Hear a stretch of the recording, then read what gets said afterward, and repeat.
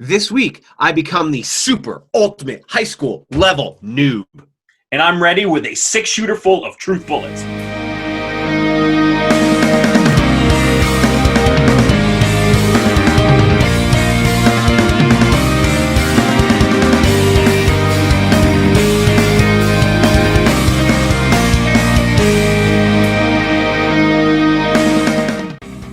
I am Kyle.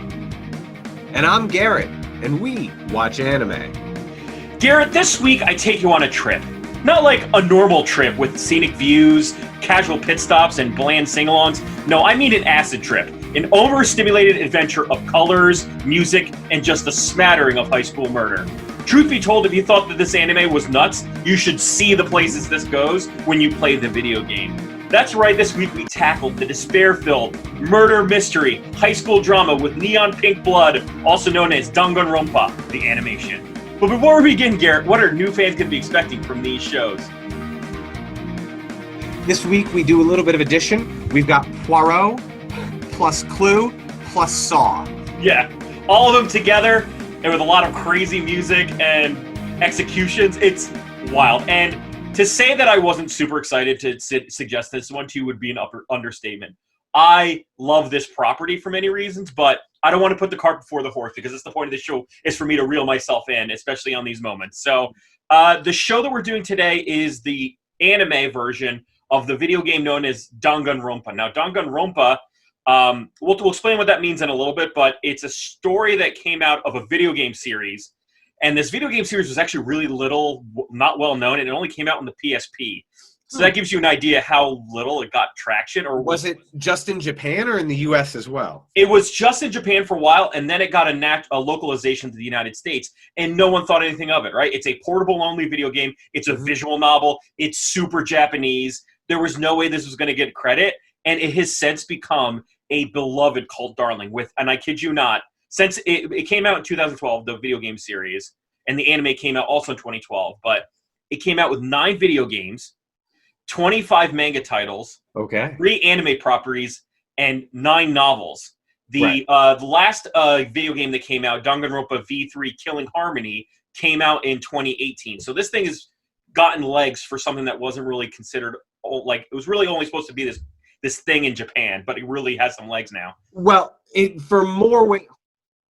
more ways than one, it's like the Survivor of anime video games, in that it is, as we'll discuss once we get to the premise, it eventually runs out and needs to be renewed with a renewed set of characters. Right. And so that's probably why they can continuously reinvent themselves. And not only that, but I would say this is the cleverest of something that has a lather, rinse, repeat, and it's kind of carried by its style and its wackiness. So this gets me to where I really want to give a real confession.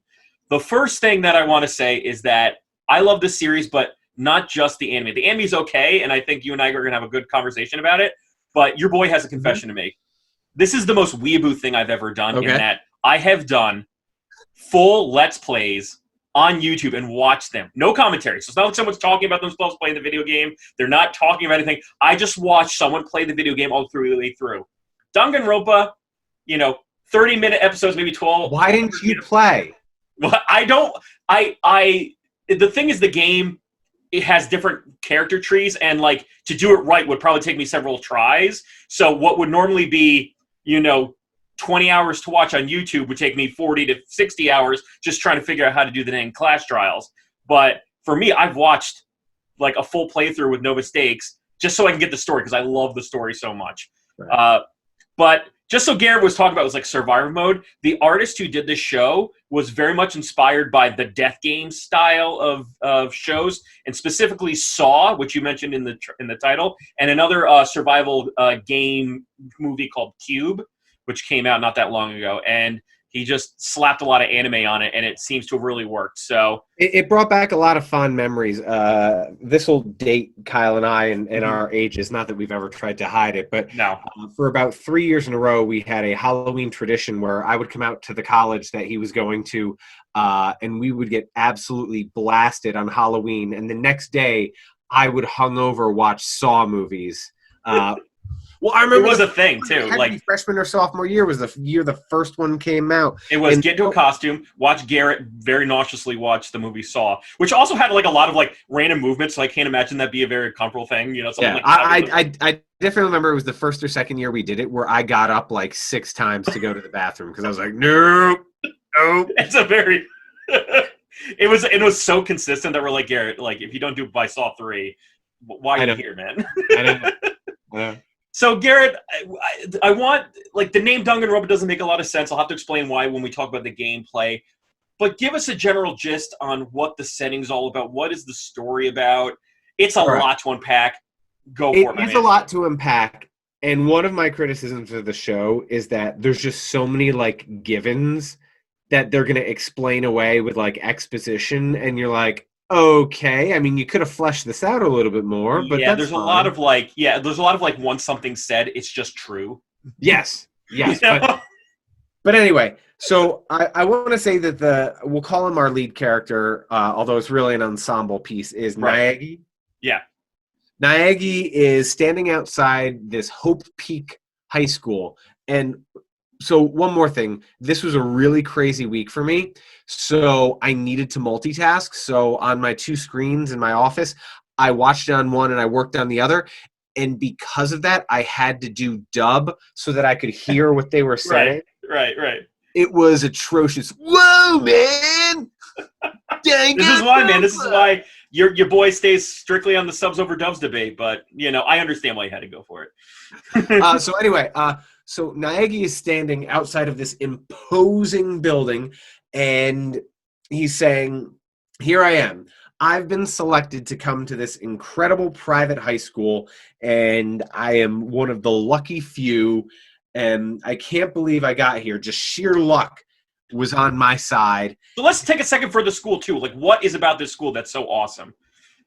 Is that it's like everybody is like a unicorn of their skill goes to this school. And Naegi is so mediocre, but because he won a lottery that the whole country goes for, he was considered like the ultimate, and there's another thing that happens with this show. Ultimate lucky one? Everyone's called like the super ultra high school level something, and his was super high school ultra high school level lucky guy. And that was his thing, just because he won a really hard lottery, I guess. Right.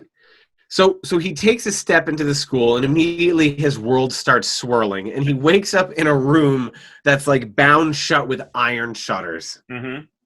And now you are legit. This guy is legit. I know you metaphorically say you're trapped in high school. This guy is legit trapped in high school. Right.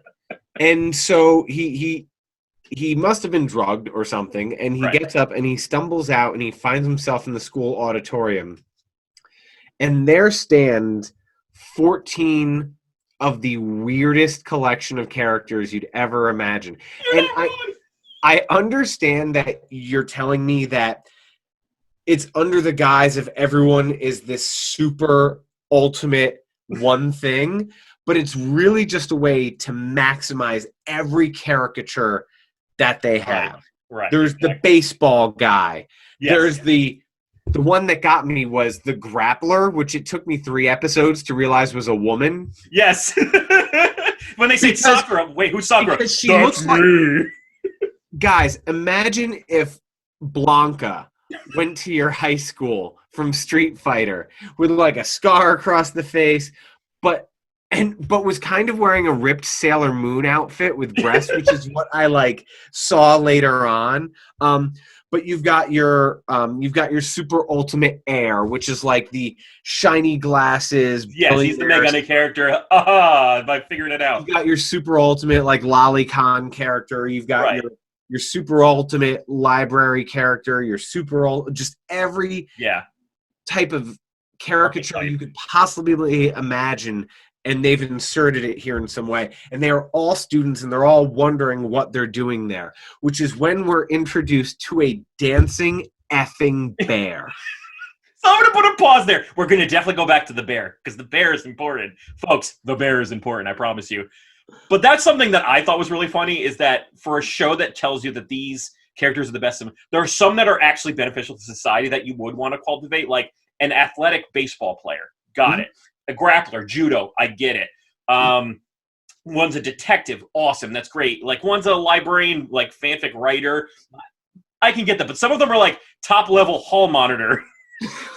Top-level magazine or a model. One was, like... Oh, no, a top-level, like, fan manga art. Yeah, like top-level weeb. And I was like, I thought I had that title, but I guess they have a super high school level one that exceeds me. By the way, that character was so big and fat, and they gave him like dog lips. Yeah. I don't know if you noticed. It looked like a basset hound had lips. Yeah. So this is just to point out that, like, you're right. It's just to frame archetypes to have it make sense when things happen, and like kind of give them history, because you don't really need to know a lot of these people for the most part, for obvious reasons when we get to it. But yeah, let's get back to the bear. The bear's name is Monokuma. And I want you to talk me through Monokuma. What's Monokuma's bag? In the Hulu description, is Kuma Japanese for bear? Yes, it is. Okay, because in the Hulu description, they kept calling him Mono Bear. And I was like, that's so bad. Oh, Hulu. Well, no, I mean, they say Monokuma in the show, but in the actual, like, description, like, Mono Bear, you know, is what they called it. I was direct translation. Right. It comes from the idea of monochroma, which means monochrome, so black and white. And so it's like a monochroma. Right. It's got like it's a pun that doesn't really make sense in English. So this was the Harvey Dent of bears. Yes, he's got like if you can do it, like, I've always practiced that myself, the Harvey Dent face, where you try to like smile with one side of your face and like have a big sneer on the other one. And it's really hard. So he looks like an adorable panda on like one side of his face, and the other is like a demon eye and smile. And you think, what a cute character. No, he's the most seditious bastard of the entire show. Yeah, he's like, I don't know, he's like the board overlord, but he's the principal of the high school. Right. And he starts telling all of these characters that they are trapped in this high school. And of course, they're like, screw you, we have families, you can't trap us here. And one of the characters even tries to like threaten him and grab him, and he starts beeping. And someone yells, throw him away, throw him away. And he throws the bear away, and the bear explodes, and up through the trap door in the stage comes another bear. Yes. So clearly the bear is like an avatar to whoever's doing this. Yeah. It's like an avatar for whoever's doing this thing. So that's what I think is right. Right. He's an avatar. He's an avatar, and like Dr. Claw is somewhere in like the background. With just one hand, just petting the cat. So we find out that they're all trapped in this high school, and this avatar is keeping them prisoner. And he says that they're basically going to be there the rest of their lives. However, he's created this Roman holiday, this where he derives pleasure from other people's pain. And as it's designed, you can escape. So in order to get out of here, you need to kill one of your classmates, but then you need to get away with it. And you say, how do you get away with it? Well, once 3 people have discovered this dead classmate, a timer starts. And this timer starts an investigation where you have to work together. And then you go to this really awkward jury room where you're standing in a circle. And they give this lame-ass explanation, like, based upon classic parliamentary... and you're like, this is stupid. But... and you have to vote on who you think did it. It's like Clue, where you're like, it was Colonel Mustard in the library with the rope. But this time it's the super duper high school level, origami person. Right. Right. But here's the kicker. If you elude them, well, first of all, if they guess you and you really did it, you die. They execute you, yes. They execute you in really clever ways. If you fool them, you survive, but everyone else dies. Everyone else gets executed. So this goes into that sort of lather, rinse, repeat that you mentioned, because that eventually people are going to start going crazy. And initially, you know, they have these good moral standings where they're like, we're not going to do anything. Right. Like, we're not going to kill one another. We're not going to be puppets to this guy. And then the Avatar finds ways to motivate them. Right. The first one is he sends them all to the media classroom, which is, again, is so stupid. Send them to the media classroom, and they all have a DVD, and they are shown clips of things that are important, things or people who are important to them, and tragedy befalls them. Right. And this is sort of pushing the button and saying, okay, you got to get out of here. You got to get out of here. So people start, you know, experiencing desperation, and murders start happening. Well, that's the funny thing about it. So I learned about this show because I wanted.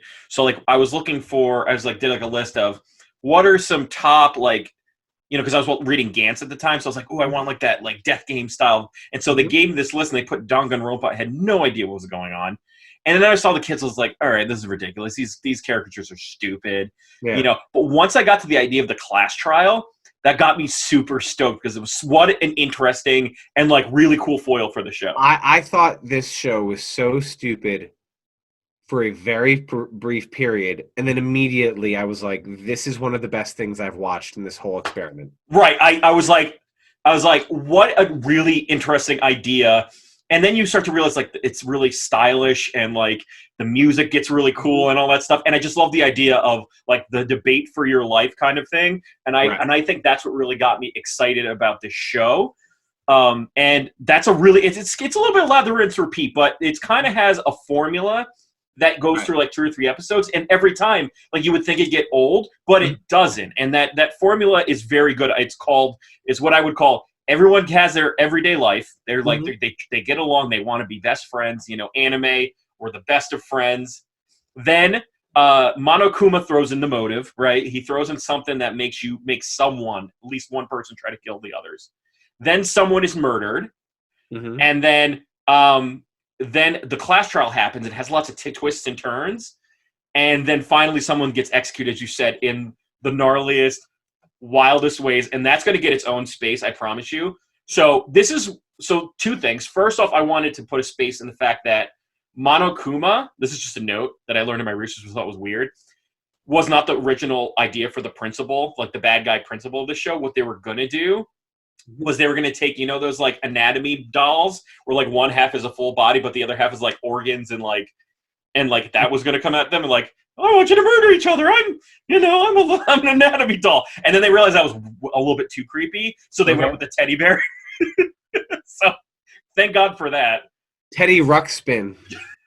No, we're talking like a person, like a human being, anatomy doll with like the organs and stuff like that. That would have been super creepy. But so the second thing is, let's go through the first case now. For those listening, I'm going to estimate that our conversation about this is going to take roughly 7-8 minutes. And so if you don't want to spoil Danganronpa for yourself, I would skip ahead 7-8 minutes from here. You should pass it by.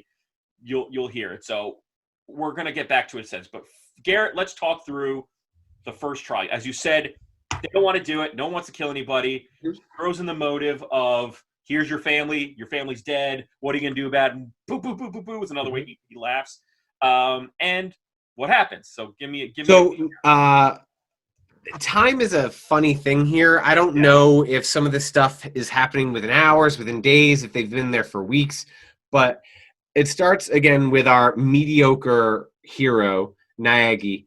And he gets a knock on the door, and it's from this beautiful Sailor Moon-esque character, Maizano. Now, Maizano, super high-level ultimate idol. So she's an idol singer, but she's the best of her best. Yeah. But she wasn't just a teen band idol. She also went to middle school with Naegi. So he knows her, and she knows him. And they sort of, in an episode and a half, seem to have this connection of, all this craziness is going on, but at least we know one another. So there's like we could know no one, but at least there's some level of comfort behind that. And so Naegi's in his room, and Maizano comes over one night, and she says she's scared, and, you know, she doesn't know what to do. And they decide that they're going to switch rooms. And Naegi's going to go sleep in her room, and Meizano's going to sleep in his room. And it's kind of interesting because apparently the girls' bathrooms in their rooms have locks, but the boys do not. Don't. Yeah. Yeah, it's a lot of double standards on the gender thing in this show, but yeah. They get into a lot of interesting gender stuff in this show. But they decide to switch, and so the next morning Naegi wakes up, and it turns out that Meizano has been found dead in the bathroom. Now, let's pause for a second here. Now, every time someone's murdered, you get what is like the reveal moment. And so I've been practicing the sound that happens every time they find a dead body. So what normally happens is you see like a zoom in of a corner that's not where the dead body is, but it's like grainy, and it starts like jiggling around the camera, but then it ends. So I'm going to play the sound effect now. Now, Garrett, I'm going to need you to make this noise. I want you to go, just make that noise for me. Ready?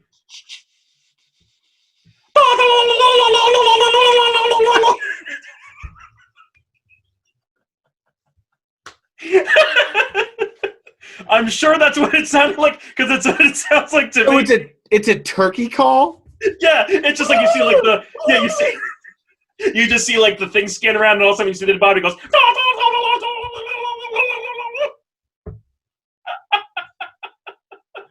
So everybody let us know on Instagram or in our social media, how close was I with the Danganronpa sound? So yeah, and then another thing that's crazy is that they don't show blood; they show like neon pink blood. Yeah, Pepto-Bismol. They're all. If you've ever watched Star Trek, they're all Klingon. Yeah, Klingon blood is pink. They have radioactive pink blood, and I guess that's to lower the rating. I guess I don't know, but so yes, so they found his friend Sayaka is dead, and so now we have to do an investigation and find out who killed her. So yeah. Right.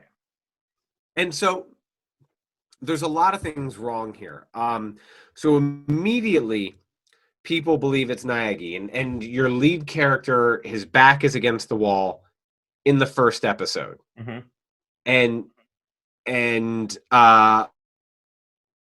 the key factors here is that the nameplates on the doors were switched. Yeah. So everyone has a nameplate on their own. So even though Meizano was sleeping in Naegi's room, the door said Meizano. Right. But and the door was also in a lot of disarray. There was like scratches all over the place. And she was found in the bathroom with a knife in her chest and blood all over the place. But yeah, go ahead.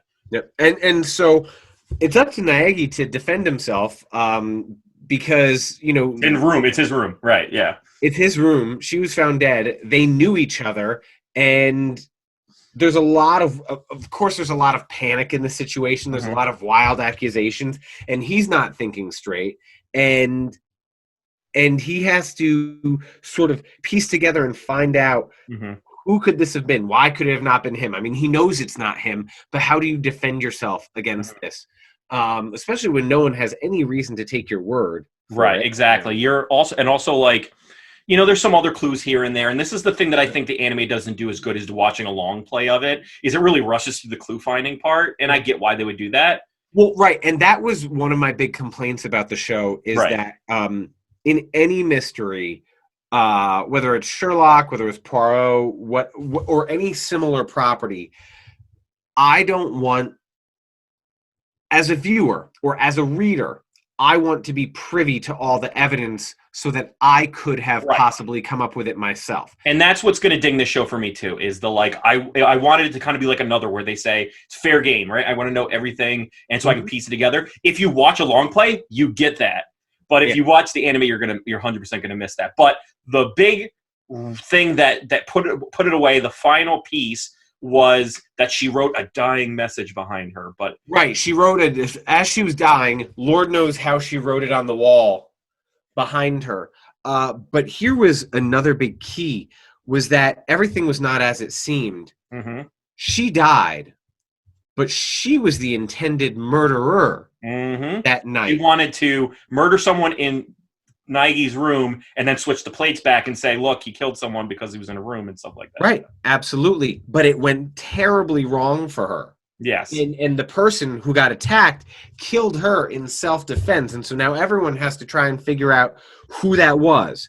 And it ends up being the baseball player. Right. And his name is Leon, but on the back of the wall you see it 11037. But if you flipped it upside down, it spells Leon. Right. Kind of like spelling boobs in a calculator. It's and everyone thought that they were trying to be like, what's this random sequence of numbers, not realizing if you just flipped it. And then when this dawns on them and they're in the tribunal and they start looking for more evidence, they had found her bloody sleeve shirt or a bloody sleeve shirt that was half incinerated from the incinerator. Right. But the issue is that the incinerator has a locked gate in front of it. Mm-hmm. So the only way it could be activated would be if someone could throw something through the gate and turn the button of the incinerator on. And because he's such a fantastic baseball player, he's the only person who could have made this throw. Mm-hmm. And the show was in real danger of losing me. Right there. But it pulled me back in. Yeah, now because... All right, so now we're out of a little bit of spoiler territory. Now, if you're catching back up to us, I'm going to probably put vocal cues. I'm probably going to put audio cues so I don't spoil too much. Now, if this was just the show, the whodunit aspect, I'd be like, cool, what a great show, like cornering someone with logic and stuff like that. That's stuff that really speaks to me. But it really didn't solidify to me until you realized how people got executed. Doesn't matter if it was in self-defense, you murdered someone, and you know the rules of the game, and all of a sudden you see, and then that's the thing, like you start to see little things where like when he says you're executed, like you see an 8-bit version of the guy get like dragged away, like, and then we get to the first of like the stylistic, gnarly executions. If you don't want to get spoiled, I'm going to say 2 minutes from here. I'm going to give audio cues, it'll be fine. But where you get to the execution for the legendary baseball player known as 1000 Fungos. Garrett, talk us through it. Right. So the way in which they decide you die inherently has something to do with your person or your character. And being someone who is so good at baseball, they tied him up on a fence and they put a baseball Gatling gun in front of him, or essentially a fast pitch machine. Right, yeah. But like it looks like a gun. It's like legit looks like a gun. Right. And then it's not just one, it's like 4 or 5. They just turned it on high. So it was just at one after another. Yeah. And then you hear like the Danganronpa. It's like it's crazy because like this guy's like brutally getting murdered, so you're feeling terrible for this guy. But another time is like the music for this execution is so weird. You're hearing like wah wah wah wah wah wah wah wah wah wah wah wah, and then you're and he's just getting murdered by these fungo balls. One thing I really like is I like the animation that they switched to during the execution because it was based on the video game. So that's a good indicator. Is like anytime something was 2D looking, that's supposed to be from the video game. That is actually video game footage. Got it. So, but yeah, it was gnarly, right? And I remember thinking to myself, "Oh my god, that this show did it for me." Just after those 3 episodes, I'm hoping it did it for you too, Garrett. Yeah, no, I mean, I went 7 episodes deep, like you requested, and I thoroughly enjoyed myself. Right, and because the mysteries are cool, and the labyrinth repeat of the class trials are cool, but there is an overarching mystery on top of the mystery. Like, who is Kumano Kuma? Is he one of them? Is he someone separate? Yeah. Why is this happening? Why are they locked in? Like it's. I mean, but this is right in our wheelhouse. Right. We watch like Murder, She Wrote and like procedural thrillers, and just I like the comfort of that, and I like the mystery of that, and I like that in this. I know that one episode's going to be a kill, the other episode's going to be figuring it out. Next episode's going to be a kill, next episode's going to be figuring it out, and that brings me comfort. Right, it does me too, and that was. We're gonna have a conversation about Danganronpa down the line, but the one thing that's crazy about the show and people love about it is the executions. Like, I think it says something about society, both in Japan, United States, Europe, where this is very popular as well. That like people are I just love the execution parts of this show, because imagine taking what they do is they essentially take your personality or your top skill and they murder you with it. And I just find that to be awesome. And I think, and once again, spoiler alert for those, is that you get to you've seen 3 executions overall. Yes. And they're usually, the way it works is that they take a skill from you and they kill you with it, but then there's also like an ironic twist at the end of it, which I think is crazy. Not the fungus one, that was pretty straightforward, but the second and third one definitely had like had humor in it, which is wild. So, for example, let's talk about, spoiler, the second case. We'll talk about the case, but later. It was called the Cage of Death for the biker Owada. Yeah. Yeah. So, what was his execution all about? That one made me go like, what is this? Well, I didn't know what was happening at first, because so they have this circus set up, and in between 2 like hanging lion face or tiger faces is the motorcycle cage that they go in and they spin around. Like Barnum and Bailey, they have 3 bikes and they all circle around. Yeah. So you see this motorcycle zooming towards the cage, and Monokuma the bear is driving it, and he's got Owada riding bitch behind him, and at the last minute he jumps off, and Owada goes into the cage and he's spinning around, and I'm like, I don't really understand how he's supposed to die. And as best I can figure it, the cage is electrified and it cooks him and it turns him into a TV dinner. Butter. He turns into butter. Into butter? It apparently, the human body, if spun and electrocuted enough, becomes butter. And I'm like, that's harsh. And then they go a step further by making pancakes in front of Monokuma, and he's eating pancakes with a wad of butter on top. This robot bear. I'm like, what a gnarly freaking show this is. Missed that. Oh my, it's awesome. I missed that. So it's like wild. And then we get to the third execution. We'll talk more about the things as well, but I just think the executions are really cool to talk about because they're like the best part of the show. There's the execution of the top level gambler, who is Celestia, and how she.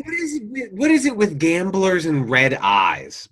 Don't know. And you know what? I think this show does a lot of like pop culture references throughout all the time. That I'm sure it was a Kakegurui reference. I'm sure it was 100%. Okay. Yeah. So you talk about twists. So the twist with the motorcycle was you think he's going to die a motorcycle death, but they turn him into butter. And so the third one is this girl, her dream, because remember we said that everyone was brought to the multimedia room and you were given a DVD, right? And it showed you something motivate you, right? Right. So whenever things start to get to a lull, Monokuma starts trying to like instigate things again.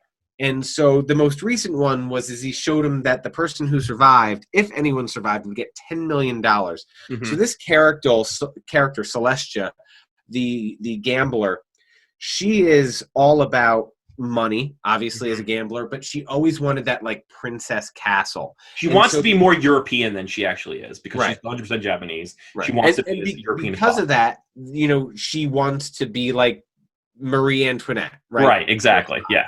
Now, I don't know how a witch trial thing gets put in, but they decide to burn her at the stake. And so they light it on fire, and she's the only one who's like totally accepting of this because she's a gambler. It's one of those things where you like live by the blade, die by the blade. Right, exactly.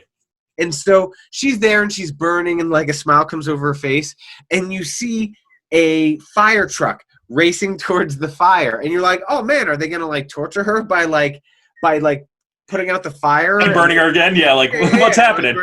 And no, it goes off a ramp and splat, and just like nails her.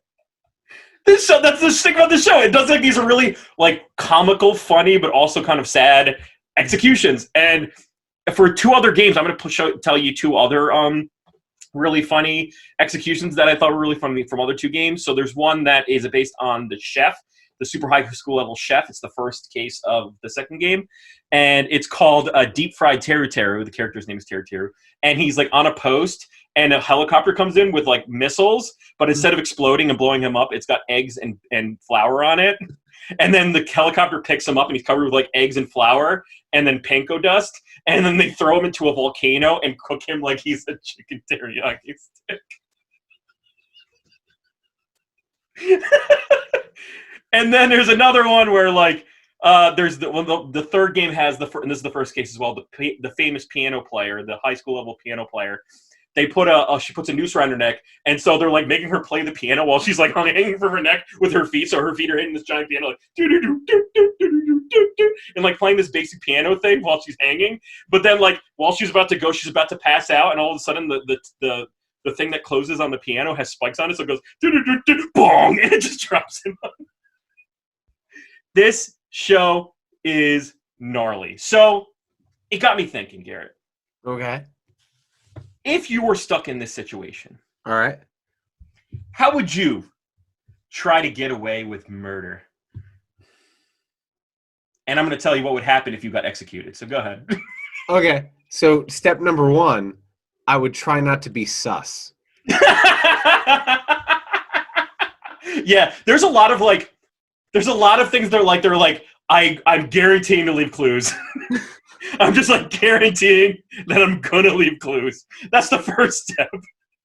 This is honestly like Among Us in real life, and I guess hitting those stats. It's like, how would you do it in real life if you were in this school?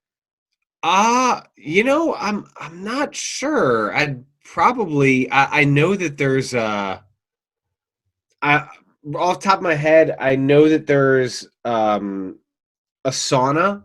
Yeah. And I know that I'd probably find a known character who liked the sauna, and it's known that they like the sauna, and then somehow trap them in there to cook. Oh, see, that's good, Garrett. But unfortunately got caught. The class trial found you out. Somehow you left behind. They left a note that said "get it all," and you got stuck. So let me tell you what your execution would look like. So Garrett, you are, as far as I'm concerned, a super ultimate high school level wine guy. You know wine, you are wine, it's your thing. So this is Garrett's, and I'm going to play the execution music that I was talking about before in the background while I talk about your execution. So this is the execution of the super high school level wine guy. And this execution is called Cheers, my man. So Garrett gets hogtied and placed into an oversized wine glass. He thinks he's about to drown, but then the glass begins to swirl as he gets enveloped in a swirl of force which staggers him. As he thinks he all is lost, and the second glass comes in to cheers and shatters both glasses into a menagerie of sharp glass, cutting Garrett down. So that's me taking your thing and then throwing irony at the end of it. So do you know how I got caught, though? How did you get caught, Garrett?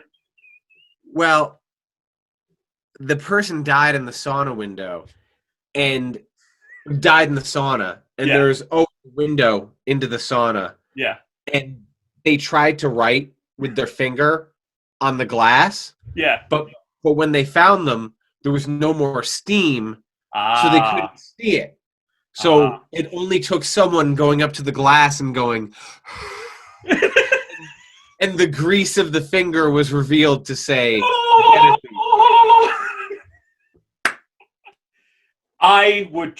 here's what I would do. I would make it as simple as possible. No reason for it. It would be random. You'd make it as what? I would make it as simple as possible. Someone's sleeping. I'm going to go in the room and just going to straight up just like stab him or choke him or do something like that and just walk away. There's no forensics at this thing. It's not like they're going to find my fingerprints. A lot of times people get caught because they did like way too much. I think less is more with this game. So I would just murder quick, be done with it, and walk away and try to do it in the most easiest, simple way possible. Because it's hard to find you when they don't have DNA evidence, they don't have fingerprint analysis, they don't have footprint stuff. So I would just make it simple. But Garrett, they found me out. And now I'm going to get executed. And so now this is and I would call myself the super high school level weeb is who I am. So here's my execution. Kyle takes a seat and is surrounded by all of the manga and anime he could ever want. But as he's about to read, all of a sudden he notices that he's on a platform full of rockets that shoot him into the sky, which causes a twinkle like Team Rocket. All of the best anime figures of history coming to take him out. Luffy beats the crap out of him with his Gatling gun. his Gum Gum Gatling gun. He gets slashed several times by Ichigo Kurosaki. Then as he's about to receive the finishing blow, a Gundam suit fires a giant laser. And he thinks to himself, this is it. This is how I'm going to go. And then all of a sudden, magical girls appear and take him away from the fire. And as he thinks he's about to be lightly dropped on the ground, he's dropped full speed onto the Tokyo Japanese sky tree, impaling him in the middle. I had a lot of time this week, Garrett. They get a little creative in this show. Yeah. So, so that's how we would get by our murders. But the thing that it's not like I'm pitching. You have to do the long plays of the video game. You just get more out of it because the show itself, as you said, gloms over a lot of things. It skips a lot of things, and the first thing that you're going to notice is that were you confused when you saw bullets being shown?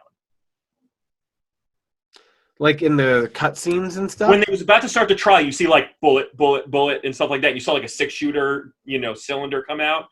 I just assumed that they were implying that it was an execution of sorts. Right. So the reason why the show is called Danganronpa means bullet rebuttal. And so what happens as the gameplay is done is that when you receive a clue, it becomes what's called a truth bullet. Which this is what makes it really fun when you watch in a class trial. And as people are debating, you're seeing their words pop up, and including key phrases that they're like saying, she didn't leave any message, and then you saw that there was a message. You take the bullet that says she left a message, and you shoot it, like physically shoot it at that word, breaking it. So that is what like the gameplay of debate is all about. It's actually kind of really cool when you watch it. So yeah, what did you think? You didn't get that in the anime though, right? No, I did not. And then it gets like even more absurd, the ways in which that they try to do more with debate than just just the truth bullets. There's also when you have an answer on the tip of your tongue. Well, you know what it is that. Go ahead, Garrett. Yeah, no, go. No, well, I was just gonna say this show is going to right off the bat, like, yes, they come up with some creative ways to kill people in this series. But when you wanted to talk about future ones, you didn't want to give away any more from this. Yeah. Already, like the second one, when you're like, they drop them in tempura about it, it becomes very Final Destination-esque, where every kill has to beat the previous one. I mean, think about the first like Final Destination, like he escapes the plane, which yes was the big first one, but like his buddy dies because of the wire in the bathtub, and it was like very simplistic stuff. But you constantly need to escalate and make it bigger and badder than the time before. And I could totally see watching this season and thinking it is great, and then not liking subsequent seasons. Like, the first few Real Worlds were phenomenal. After that, there's no need to watch. But I promise you, honestly, the second one was my favorite, if you watch the playthrough. Because there's no anime for the second one, which I was really bummed about, honestly. All right. But another thing that they do is, like, if you got something on the tip of your tongue, you get this little mini game in which, like, it's like Hangman, but, like, the letters float by, and you shoot the letters so that and then, like, it tells you if you're correct, and sometimes if the letter hits another letter that's wrong, it'll disappear, so you're like, ooh, I missed it! And so it becomes, like, they do, like, mini games of thinking, so to speak, which I think is really interesting to keep the your investment in it. Because essentially what the show is what's called a visual novel. Yep. And a visual novel is basically that. It's just you're playing a video game, but it's like a choose your own adventure that you play through a video game. Right. But you're seeing the characters. There's a lot of dialogue trees, and depending on your actions, affects the story. It's essentially that, but then they add all these wacky things on top of it to make it more interesting. And later games, when you're trying to figure out things, they'll ask you questions, but as you're going through your brain, you're either one game you're snowboarding through the ideas. That's another thing that you're doing. And another thing that you're doing is that the third game, you're doing like a Cruising USA thing where you're like in a car, but there's a girl in there and you're just like driving around. Like, it's so awesome how they think of these really crazy pop culture things. And then there's another one where you have like a sword fight with someone based on the truth. So they come at you with like their ideas, but then you slash their BS basically with swords. And then you have like a sword fight where you're dueling your individual blades. It's pretty crazy. It gets so crazy that in the third game, you get what's called a scrum, where everyone gets like launched into like a space station, and their truths are like missiles. So they're like shooting missiles at each other, like missile command. It's wild, and it just shows you that the show is all about its style. It's about its music. It's about its flavor. It's a lot of substance on top of structure, so to speak. So I don't know. By the way, you just gave me a wicked good flashback when you said Cruising USA. Yeah. I remember I always used to play that in the entry lobby to the Duchess Diner. Yeah.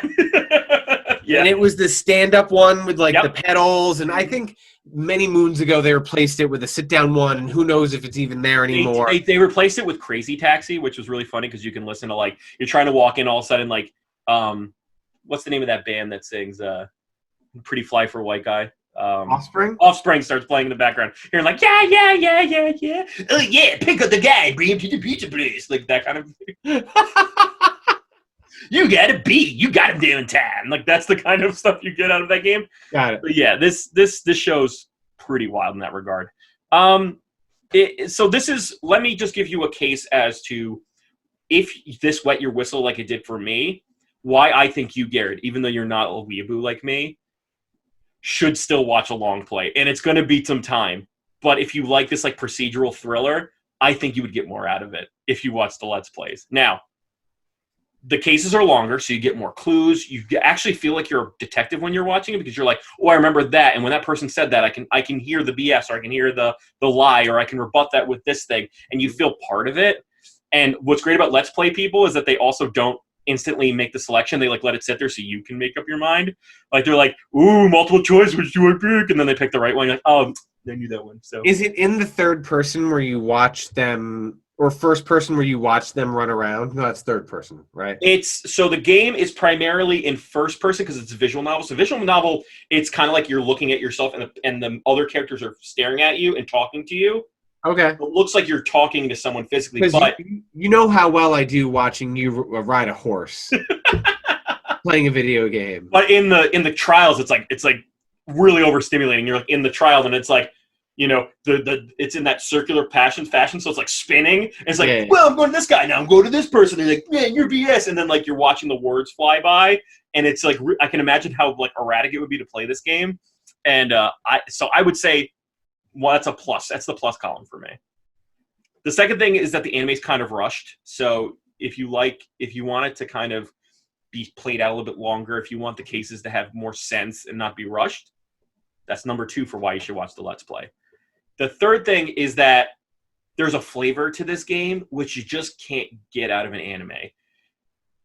The music is one of those things that, like, I think really makes the game. It's very kind of techno but dreary, but then sometimes it's kind of cool and edgy. And one of the things that comes out of it is this, and they rush through it, is when you're trying to explain what you do at the end when you finally fingered the culprit, is that it gives you like a full comic book style of how the case actually happened or how the murder happened. And then so you like comic books, you like that song, right? Go do a Let's Play. It's that good. So okay.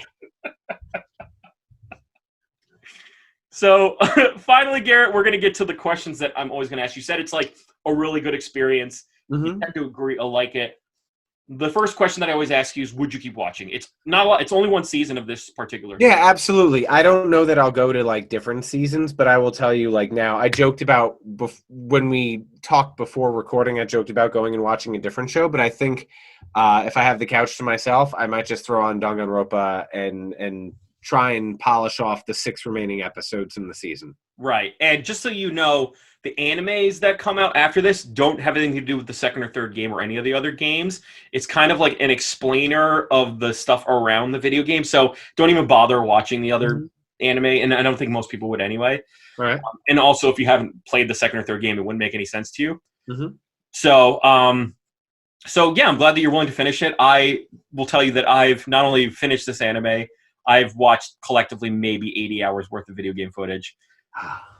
over the course of like several years, Garrett. So that's not like I did it all. Just on YouTube, checking it out. Just on YouTube, yeah. It's called like someone writes it as Danganronpa the movie, but really what it is someone no commentary, just showing their screen and playing through it, and it works just fine. And are there like really bad ones that you don't like? Like I don't like commentary. Oh God, you don't know how to play or something. No, else. It's the commentary. People like to read as if they got the voiceover. Like someone's like, "Hey, I'm Shuichi, and I read like this." Like you don't need to read it, man. You don't. Or like someone gets killed, it's like, "Wow, that was brutal." You know how like Twitch streamers sound, where they're not really that funny. That full disclosure, folks. I like that. Like young people like Twitch. I find most people's humor on Twitch really irritating. Like it's that like, it's like a lot of that, and I need a little bit more. Like I like conversation with you, Garrett, because you and I are quick-witted. Yes, I talk really fast. I know, but I know it comes from like a beginning, middle, and end to our humor. Essentially, theirs is just like, look at that! I just shot a rocket up his butt, and like that kind of stuff. It's more about how erratic can you yell stuff. This coming from the guy that like 3 episodes ago said that he still had room in his life for Shabadoo. That's different. That is legacy Sandler that I'm okay with listening to still. So yeah, I would say that I know everything about the show. I read the wiki. I'm all things Danganronpa, and the second and third games do something really cool with the show. But I'm not going to go over that stuff. But yeah. So watch the Let's Play. Also watch this anime. It'll wet your whistle to it. The last thing we always do on these shows are what's called the Weeb and Noob score. The Weeb and Noob score doesn't necessarily mean the show is good. It's just how soon should you watch it? How much stake are we saying that you should watch it? Watch good anime, watch bad anime, but this is saying like what order you should really get in, how high priority should this be given. And I'm going to start this time. I would give Danganronpa the animation. Now, I'm not talking about the Let's Play. I'm not talking about any other ways of watching Danganronpa. Just specifically, Danganronpa, the animation, I want to give an 8. It is actually a very faithful representation of the video game, and it does a pretty good job of it. And while it does rush through, like a lot of the payoff you get from playing the video game kind of gets washed out with how quick they do it. All the flavor, the executions, the murder, the pink blood, everything that is Danganronpa doesn't get lost just because it got adapted to an anime. Right. So for that, I'm going to say 8.0. If you like the death game genre, if you like how, something can be like super Japanese, the show is super Japanese. Mm-hmm. So definitely, like I would say, watch it on like a slow week and just laugh your butt off, but also be like inured by the thrill of it. So 8.0 is what I give it. Garrett, what do you give this show? I give it a 9. Really? Yeah, I gotta give it a 9. Woo! Why is that? I thoroughly enjoyed it. I told you in the beginning it was a little wonky, and there was a few moments where I was like, I don't know if I can get on board with this. And a lot of times it has to do with like your mood. And maybe, look, I burned through it today, and I've been like really stressed out. I've been having a bad week.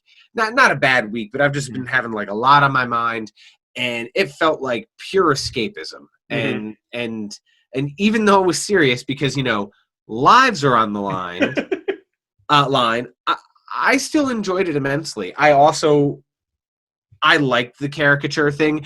As a noob, I found it educational to learn about all these different characters and tropes in anime and have them all in one spot and have all of their features exaggerated for the sake of the show. I thought the animation was cool. I thought the story was snappy and moved along. I like that there's going to be a conclusion because as kids start getting knocked off and you count down, you will ultimately have an ending. I'm really interested to find out. I mean, if the rules are, guess who it is, they die. I'm really going to be curious to see if a week towards the end, or maybe it'll be the grand finale, they don't get it right who did it. I'd like to see that. I thought I was going to see that in the last episode, episode 7, but we didn't. But it just had me thinking, and I had fun with it. Yeah, and it does unique things every time. So even though it goes through formula, I say that it does like different thing every time. You're going to get a fresh version of the Labyrinth. But formulas are not bad when they're executed well. And I think you're right. It executed well. I would say like this: if you find car crashes stressful, think of a car crash full of clowns, and when they explode, like honking happens and like slide whistles happen and confetti flies. That's what this show is, right? It's like you don't want to laugh at murder, but you kind of do want to laugh at the murder. It's also, I would be shocked. So I don't know what the vessel for anime is in Japan. When new anime comes out, is it on a TV channel? I'm going to say yes, because a lot of times I'll watch it where they stream even before the show happens. And they're like, you see the time on the clock. And that's usually what a channel does. Like a channel will put like the clock of the TV. Okay. So I'm going to assume yes. I don't. That's a great question. I think maybe I'll answer because a show like this is so. I mean, the violence in high school and a few other things. It kind of screamed to me that something that would be like a web release, because you can put anything you want on the internet, and when you don't have like the FCC in America or someone else telling you what you can and can't put on TV. Yeah. But I think with the pink, it gets away with it because of the pink blood. There's no actual physical murder happening en masse. It's just after the fact. I think they get away with it that much. And the pink blood. Like, they're like predators. They have neon blood. That's like, how can you really think about it that much? So, as Garrett and I both have faced our executions, and now we've passed on to a greater life, we are ending this show, and now we're going to finally hear your thoughts. Is Danganronpa, the animation, a type of show that got you into the idea of the visual novel turned to anime? Did it really stay close to the target audience? Did you love the murder mystery / debate / visual novel with all the wackiness it is? Or was it too much? Was it too Japanese, too weird, too all at the same time? Let us know in the comments below because we really want to continue this conversation, especially for a show that got a 9 from Garrett. How awesome is that? You could follow us on social media at Wama Podcast on Instagram and at Weeb_Noob when it comes to Twitter. Give us a 5-star rating on anywhere your podcast is found. So we always want to make sure that people can watch us. So the more that rate us, the more it's better. So before we end this show, Garrett, what are your final thoughts on Danganronpa? Trust no one, especially pretty girls, because they will try and kill you in the end. That is very true. So we're going to switch our nameplates, call each other to each other's offices with our fake swords, write our final messages in blood. All in all, to wish you all fantastic. See you next week. Take care, y'all. If you appreciate all this neon-blooded high school murdery content, make sure you hit that subscribe button below for more. Just like in Danganronpa, imagine your life is on the line and suggest the next great thing we should watch down below.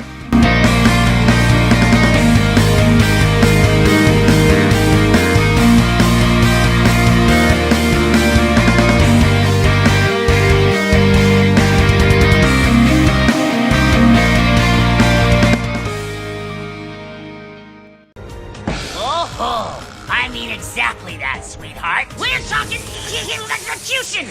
That's cheaper. Death by hurricane. Which, yes, we can make happen. Nuh-uh. You're a nut job, and I refuse to be part of this crap.